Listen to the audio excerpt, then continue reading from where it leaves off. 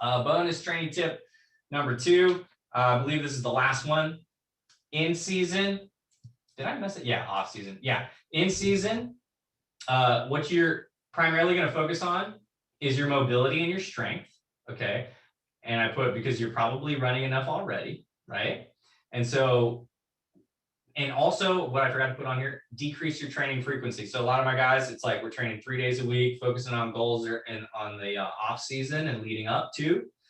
And then in season, you're focusing primarily on mobility and strength, right? Because that's your biggest insurance policy. You've already, you're going to be running out there. So when you do run, show us what you got. We want to make you feel fresh. You want to feel fresh out there when you're working games. You don't want your training program to slow you down. All right. And you know your body best. And so, usually what I have a lot of my guys do is just like, hey, just check in with your body, let me know how you're feeling.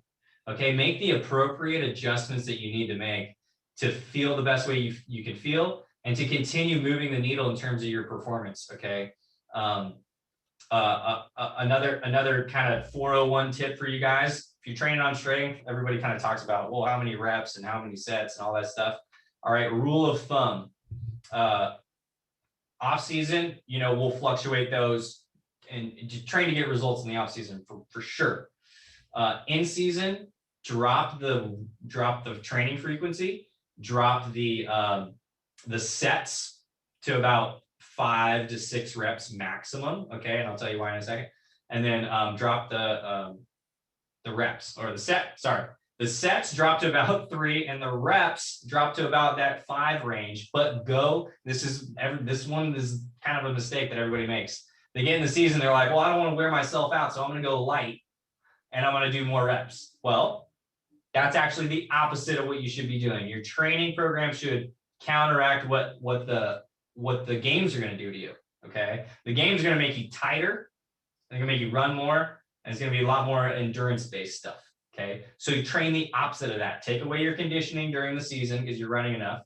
Take away like your intense speed training.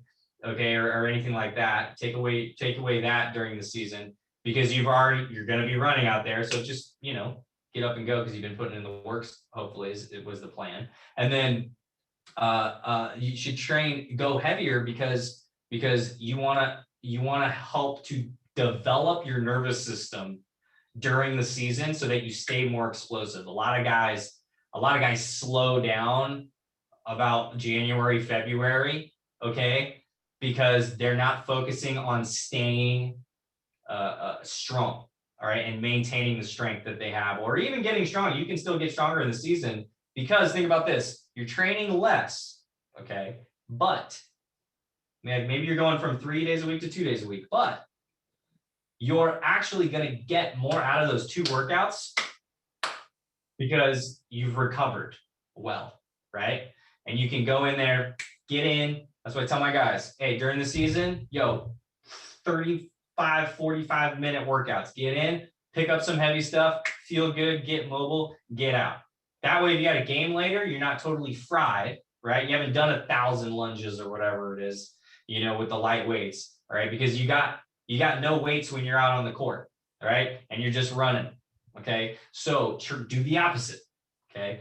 Get strong, pick up heavy stuff for a couple sets, drop that stuff and get out, all right? And then go have some fun, you know what I mean?